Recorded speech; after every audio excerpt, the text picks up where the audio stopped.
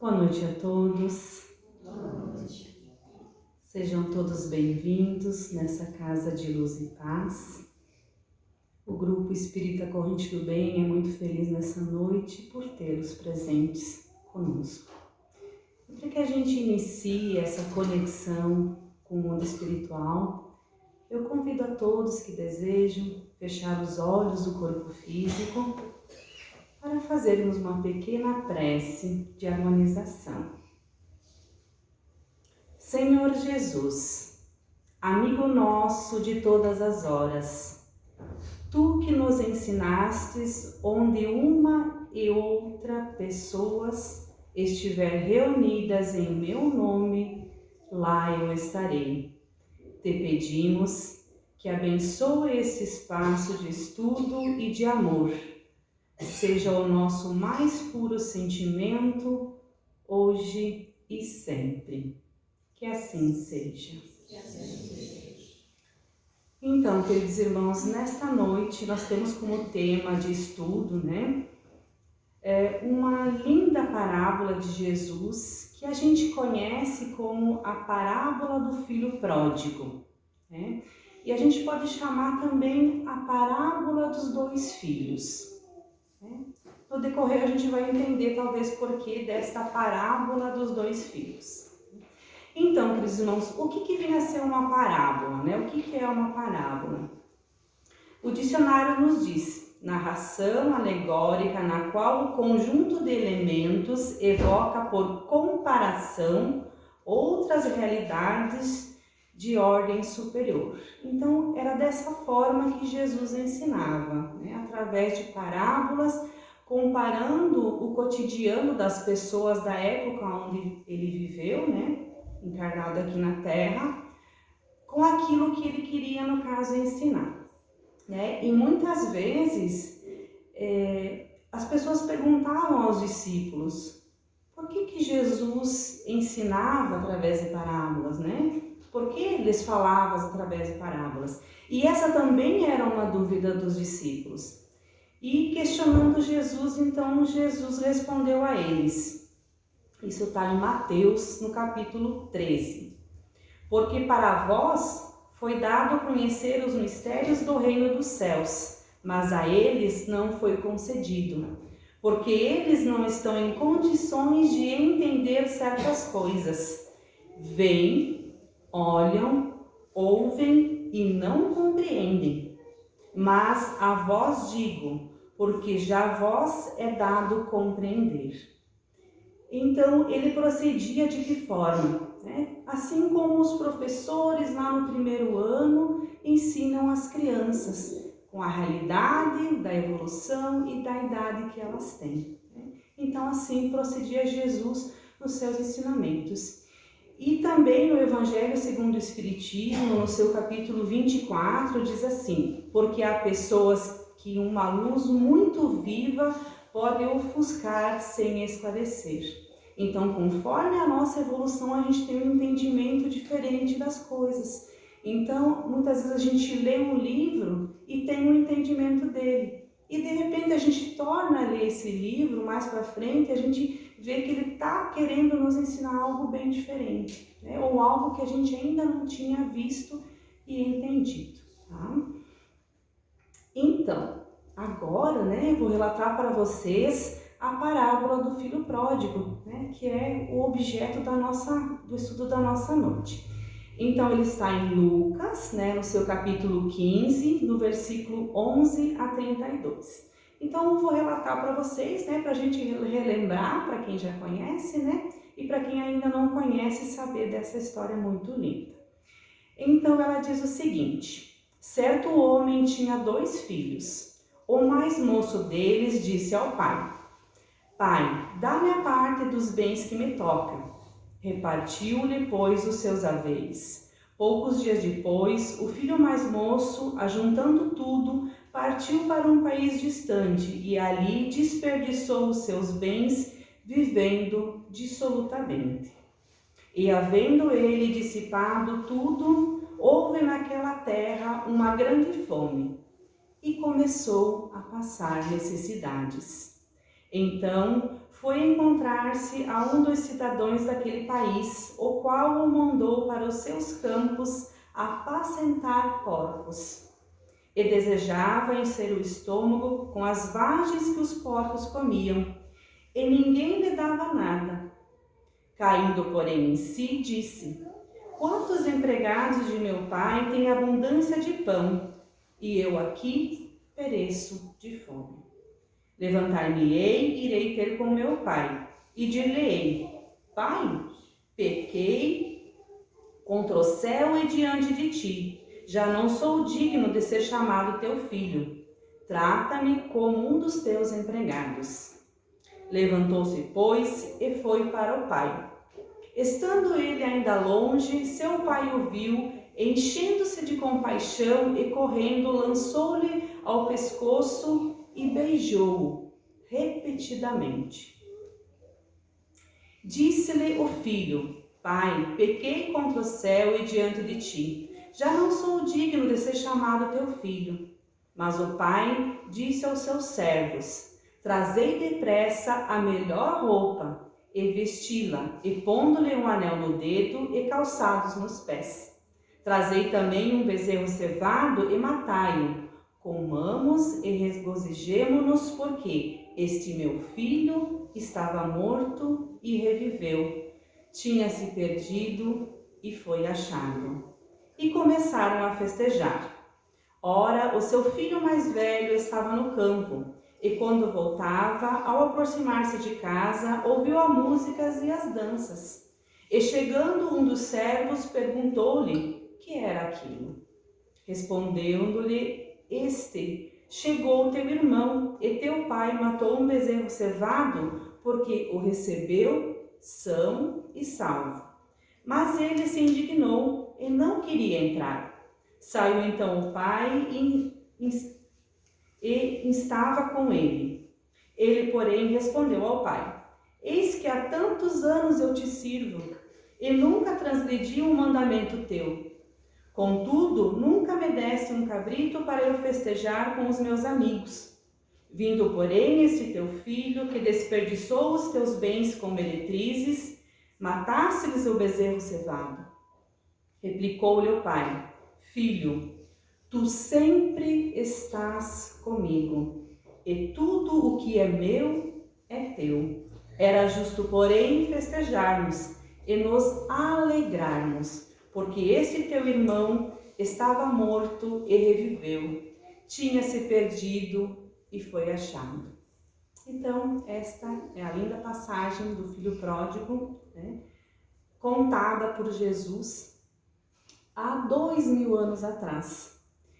E para a gente poder analisar e tirar realmente a essência dessa parábola, né, a gente não pode julgar e interpretar ela com os saberes que nós temos hoje. Porque essa parábola foi contada há 2000 anos em uma aldeia. Então, cada local tem as suas leis. Hoje nós temos as nossas leis. E naquela época, na Palestina, as leis eram diferentes. Então, a gente precisa, nesse momento, né, se desprender do conhecimento que a gente tem hoje e retornar lá atrás, há 2000 anos atrás. Né? No Brasil, temos as nossas regras, como naquela época também existia.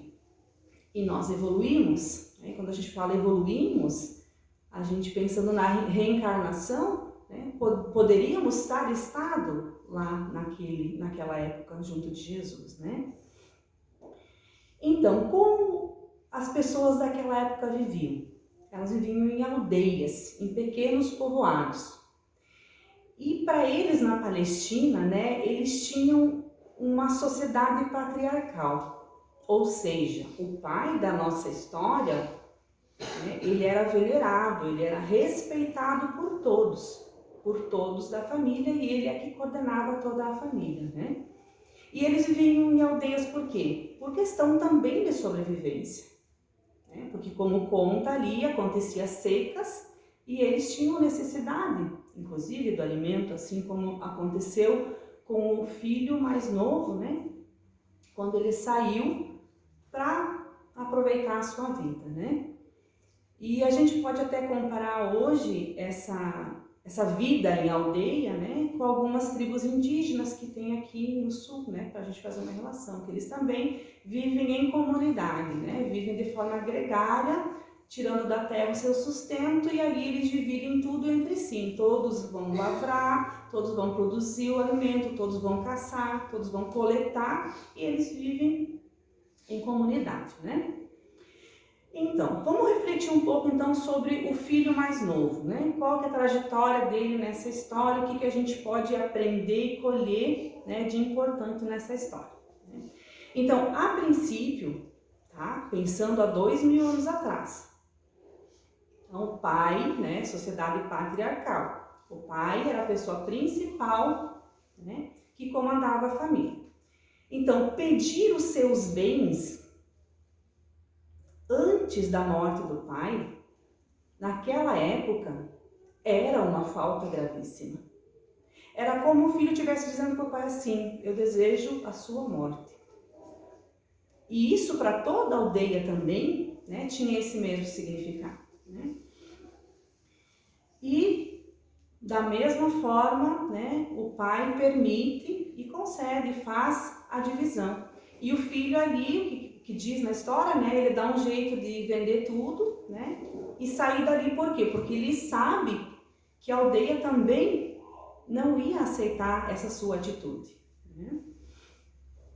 E respeitar, né, o pai, respeitar os idosos naquela época não precisava de estatuto do idoso, como a gente tem hoje, né, para que os idosos tenham o seu local, o seu respeito e assim por diante, né? Não precisava, né? Era um respeito que nascia, que era passado de pai para filho, e eles entendiam que aquilo era importante, que aquela pessoa tinha muito a contribuir e muito a ensinar, né? Então a aldeia, né, não entende, não aceita, né, vê aquela situação como uma situação, como eu disse para vocês, né, quando um filho está desejando a morte do seu pai. Por isso, digamos assim, né, ele poderia ser até apedrejado, talvez, né, pela aldeia em função da sua atitude, né? Então ela não iria aceitar. E a aldeia, né, quando soube da situação, já sabia que existia um grande problema entre o pai e o filho mais novo, né? Uma grande divergência, e ela se sente também traída, né? Toda a aldeia. Por quê? Porque como eles viviam numa comunidade e todos dependiam uns dos outros para sobreviver, né? O fato dele estar rompendo com o pai, ele estaria rompendo também com toda a aldeia, né?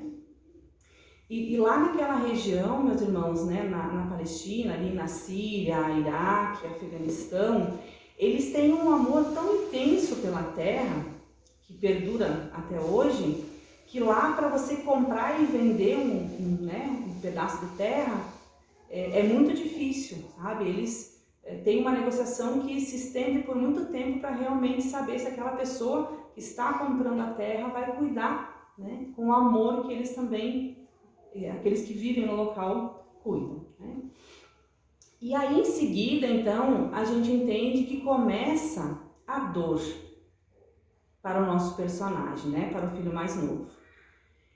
O sofrimento, através do quê? Da fome que aconteceu naquele local. Um local muito seco, muito árido, né? Então, aqui ele inicia um processo de sofrimento. Será que algum de nós hoje aqui já passou por algum processo de sofrimento? Fica a pergunta, né? Então, o que as escrituras, né, os nossos livros da doutrina, eles nos dizem? Nenhum filho é abandonado pelo Pai Celestial. Tenha os pecados que tiver, pratique as faltas que praticar. O Pai nunca perde a condição de Pai para com todos, porque todos somos suas criaturas. A lei de Deus é igual para todos. Não poderia ser boa para o bom e má para o mal, porque tanto o que é bom quanto o que é mal estão sob as vistas do Supremo Criador. Quando a criatura humana, no momento de irreflexão, se afasta de Deus, assim como o filho mais novo fez, dissipando os bens que o Criador doou, a dor, esse terrível aguilhão do progresso espiritual, fere a sua alma.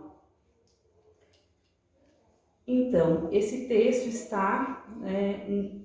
foi escrito por Caibal Schutel, que nos diz então que independente dos nossos erros, das nossas escolhas, Deus sempre nos dá uma segunda chance. Um pai sempre dá uma segunda chance. Se um pai terreno, uma mãe terrena, sempre dá uma segunda chance, sempre ajuda um filho após ele ter errado, após ele ter caído, após ele ter feito escolhas erradas, imagina Deus, que é nosso pai. Então, o filho mais novo da nossa história, ele passa agora por um processo de expiação, onde ele se humilha, cuidando de porcos, e para aquela, voltando lá 2000 anos atrás, aonde Jesus contou essa parábola, o porco era considerado imundo. Tá? Então imagine ele ter que cuidar de porcos. Então nesse momento, o nosso personagem ele está no fundo do poço. E a fome, o que a fome faz com ele nesse momento? Ele auxilia no progresso e na sua recuperação espiritual. Tá? Então ali na história ele diz, ele cai em si. Então a fome faz com que ele tenha esse start, e ele desperta, sua consciência desperta. Então eu errei, eu tomei a atitude errada, eu ofendi meu pai e eu preciso retornar. Quantas e quantas vezes a gente recebe uma palavra, a gente lê algo, a gente ouve algo que nos desperta, nos dizendo, tá na hora de retornar, E falando então das vicissitudes da vida, elas são de duas espécies, Umas têm causa na vida presente, outras fora dessa vida, através da reencarnação, meus irmãos? Remontando a fonte dos males terrenos, reconhece-se que muitas são consequências naturais do caráter e da conduta daqueles que sofrem. Então sofremos em função das nossas atitudes. E quantos caem por sua própria culpa, por suas próprias atitudes? Quantos são vítimas de suas improvidências, do seu orgulho e da sua ambição? Quantas pessoas arruinadas por falta de ordem, falta de perseverança, por mau comportamento e por não colocar limitações nos seus desejos. Então, o livro dos Espíritos, ele nos diz, somente as grandes dores, os acontecimentos importantes e capazes de influir na tua evolução moral são previstos por Deus. Então, quando aquela dor vem, seja ela através da fome, como a nossa história, ou através de uma outra forma, ela é permitida por Deus para fazer com que a gente reflita e tome consciência das nossas atitudes. E que chegou o momento de a gente fazer a nossa mudança. Então, falando ainda do nosso filho mais novo, ele, através das suas atitudes, gerou 3 grandes problemas. O primeiro problema, então, foi a ofensa ao pai. Então, ele refletiu, vou retornar e vou pedir perdão para o pai. Isso ele tinha consciência, e a história deixa claro que ele tinha consciência. O segundo grande problema era enfrentar a aldeia. Lembra? Eles viviam todos juntos. Se ele desrespeitou ao pai, ele desrespeitou a aldeia, né? E o terceiro grande problema que ele precisava resolver, né, que ele rompeu com o irmão mais velho, né? Então, rompeu com o irmão mais velho, rompeu com toda a família. E falando em romper com o irmão mais velho, lá há 2000 anos atrás, quando essa parábola foi contada por Jesus, como que os bens eram separados? Eram 2 filhos, mas os bens eram separados em 3 partes. Porque o filho mais velho sempre ficava com a parte maior, porque era obrigação dele cuidar do pai enquanto o pai vivesse e de toda a família, né? Então ele tinha uma parte maior, né? Então, quando o filho mais novo se aproxima, né, o pai corre e o beija repetidamente. O que isso significa? Porque um ancião, né, a gente conhece os anciões, eles são pessoas de idade, pessoas experientes, e eles não correm. Então, se vocês estiverem em algum lugar que vocês viram uma pessoa idosa correndo, corram também, porque algo de errado está acontecendo, né? Porque uma pessoa idosa, ela anda de forma mais lenta, mais vagarosa, né? Como se diz, majestosamente. E a história, né, diz que o pai correu, né? Então toda a aldeia percebeu, né, a atitude do pai para com o filho. E lá 2000 anos atrás, queridos irmãos, naquela região que consiste até hoje, uma pessoa do sexo masculino beijar outra pessoa do sexo masculino, o que significa? Sinal de reconciliação. Então o pai estava dizendo para o filho, eu te perdoo. E aí a gente tem que lembrar aqui também da omissão do filho mais velho, né? Então, como eu falei para vocês, a parábola do filho pródigo ou a parábola dos 2 filhos. E muitas vezes a gente foca lá no filho pródigo, né? E esquece que o filho mais velho também tem a sua parte, né, nessa história. Então, voltando novamente lá 2000 anos atrás, a função de conciliação, quando houvesse divergência do pai com algum dos outros filhos, que no nosso caso é o filho mais novo, a obrigação de conciliar era do filho mais velho.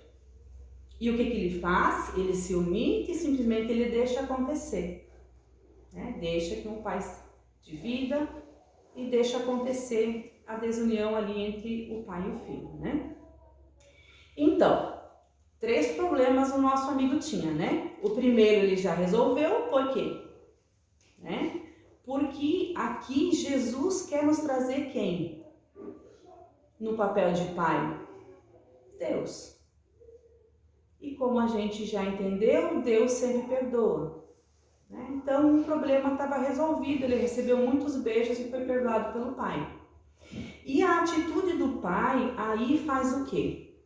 Faz com que ele resolva também o segundo problema, que era com a aldeia, né? Então, seu pai perdoou, seu pai beijou, né? E disse para todos, eu estou perdoando meu filho, a aldeia deveria perdoar também, né? E nós também, né, devemos pensar muito e refletir nessa parábola, que quantas vezes nós, na situação de filhos, condenamos, julgamos e condenamos os nossos irmãos, os nossos semelhantes, né? Em virtude das suas atitudes mal vistas, né?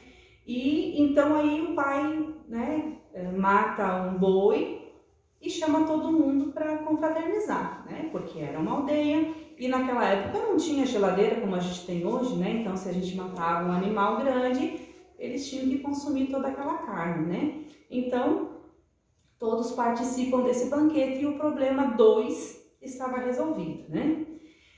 E o pai aí, nos símbolos do anel, da roupa e da sandália, né, que ele pede que seja colocado no filho, Então é o momento onde ele restaura o filho, né? Dizendo, ó, você está retornando, estou te restaurando como o meu filho, né? Então, queridos irmãos, a nossa parábola, ela não apresenta somente, então, o filho pródigo, né? Mas ela aguça a atenção e encontraremos o filho egoísta, né? O ensinamento do Mestre Jesus demonstra os dois extremos da ingratidão filial. Um reside no esbanjamento, o outro na avareza. São duas extremidades que fecham o círculo da incompreensão humana. Né? E a gente se dá conta que a gente tem muito ainda que aprender, muito ainda que evoluir. E Emmanuel, através de Chico Xavier, no livro Pão Nosso, ele nos diz assim: de maneira geral, apenas enxergamos o filho que abandonou o lar paterno, tornando-se credor de todas as punições. E raros conseguem fixar o pensamento na conduta condenável do irmão que permaneceu sob o teto familiar, não menos passível de repreensão. Então, cabia a ele a reconciliação, e ele não fez isso. Cabe a cada um de nós reconciliar com os nossos irmãos, e muitas vezes a gente não faz isso. E falando então um pouco do nosso planeta Terra, né? Sobre essa divisão de bens. Todos somos filhos desse Pai, né? Que é soberanamente justo e bom. E Humberto de Campos, no livro Boa Nova, ele nos diz: vós sois deuses. Porventura não sabes que a herança de um pai se divide entre os filhos em partes iguais?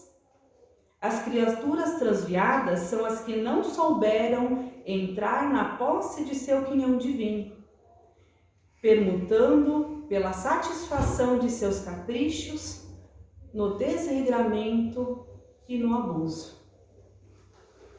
A terra, queridos irmãos, ela pode ter tida, né, por todos nós como um grande hospital, onde o distanciamento das leis de Deus é a doença em todos. E o Evangelho, os ensinamentos de Jesus, no entanto, traz ao enfermo o remédio eficaz, para que todas as estradas se transformem em suave caminho de redenção. Então o Evangelho é o caminho, o Cristo é o caminho. E para que a gente proceda agora ao encerramento, então, da nossa reflexão, dessa tão linda parábola, no livro Consolador, Emmanuel fala para nós sobre o bem e o mal. Né? Então, aqui nós temos... o bem e o mal é questionado. Muitas vezes a gente vê coisas erradas acontecendo e a gente se indigna, a gente pensa assim, tá, mas onde é que está Deus nessa hora? Onde que tanta coisa ruim acontece para mim, para o meu semelhante? Será que realmente o mal existe? E a pergunta, então, feita, diz o seguinte: se o determinismo divino é o do bem, quem criou o mal? E Emmanuel, então, ele nos responde: o determinismo divino se constitui de uma só lei, que é a do amor para a comunidade universal. Todavia, confiando em si mesmo mais do que em Deus, o homem transforma a sua fragilidade em foco em ações contrárias a essa mesma lei, efetuando deste modo uma intervenção indébita na harmonia divina. Eis aí o mal. Então, urge recompor os elos sagrados dessa harmonia sublime. Eis o resgate. Então, quando o filho mais novo teve atitudes impensadas, gerou-se o mal na sua vida.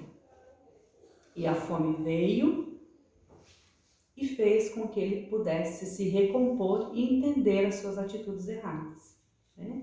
Continuando, diz o seguinte: vê depois que o mal essencialmente considerado não podia existir para Deus, em virtude de representar um desvio do homem, sendo zero na sabedoria e na providência divina.